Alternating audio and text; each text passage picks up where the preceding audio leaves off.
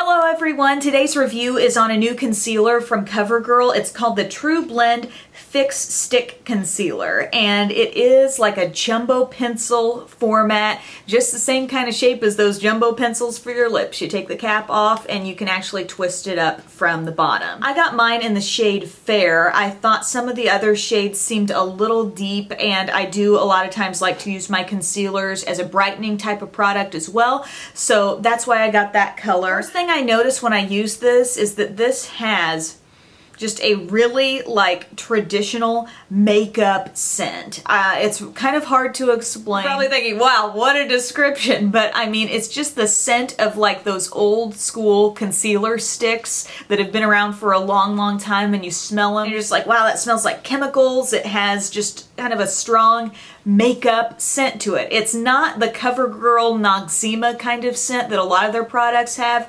It's just like a thick old makeup scent. As I've used this, a product I've been comparing it to is my CoverGirl plus Olay concealer stick. I've really sung this product's praises for a while because I feel like it's so much creamier than the average stick concealer, and for that reason I think it gives good coverage without drying up your skin, basically. I love the way it glides on. I mean, it blends out very easily. This feels a little bit thicker than that in texture and just a little bit drier. This gives a lot of coverage, assuming you don't overblend it. So here's the way I used it. I just drew it on under my eyes. I did kind of a brightening triangle type shape underneath, and then I went ahead and used it down my nose and any other areas that I wanted to brighten, because as I said, this is lighter than my skin tone. And then I went in with one of my Sigma precision brushes and just used that to really buff this in, but not overblend. I think brushes work well with this concealer because it's thick, but it's not so thick that I need to use the warmth of my finger to kind of melt it into the skin, you know? It's kind of walking that line between still kind of creamy, but pretty thick. So the brush works well. So I mentioned this being thicker and a little bit drier than the Olay, and we'll just get real here and get right up on my under eye area,